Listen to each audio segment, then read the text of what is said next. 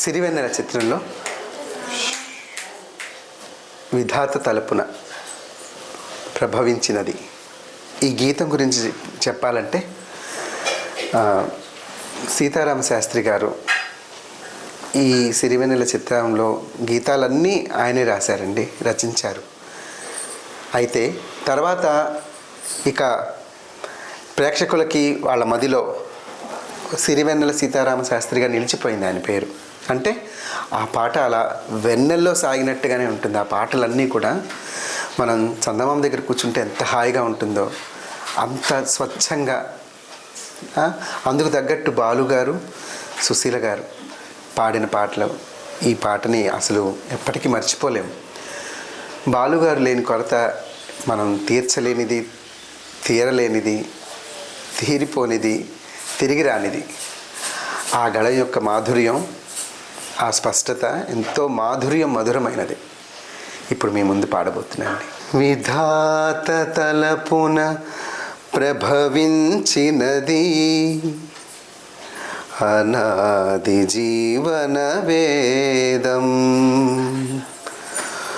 ఓ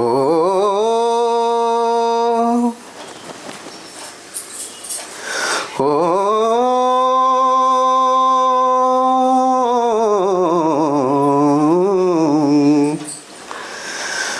ప్రాణనాడులకు స్పందన నొసగిన ఆది ప్రణవనాదం.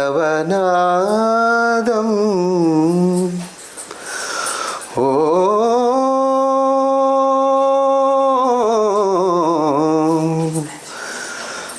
కనుల కొలనులో ప్రతిబింబించిన విశ్వరూప విన్యాసం.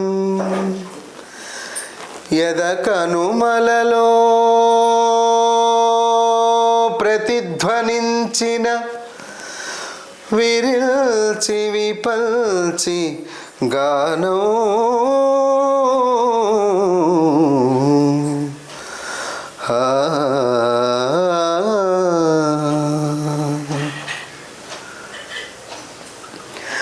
సరసస్వర సురఝరీ గమనమో సామవేద సారమిది.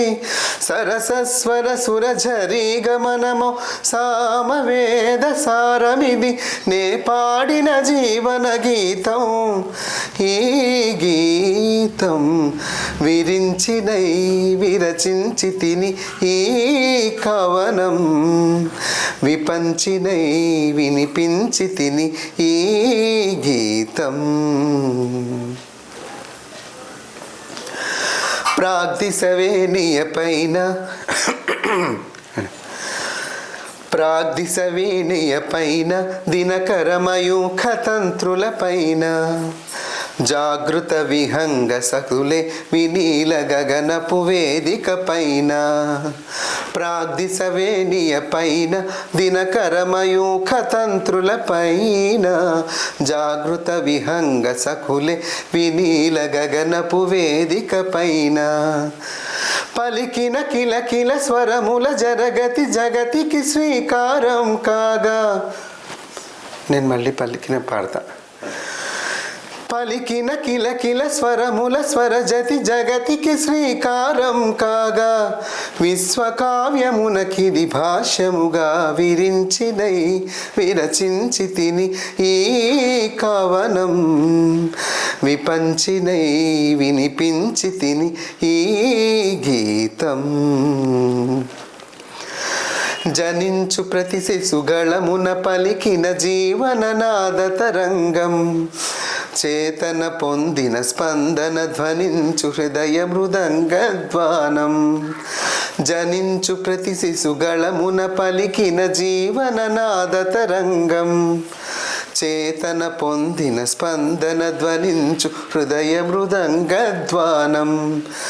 అనాది రాగం ఆది తాళమున అనంత జీవన వాహినిగా సాగిన సృష్టి విలాసమునే విరించినై విరచించి తిని ఈ కవనం.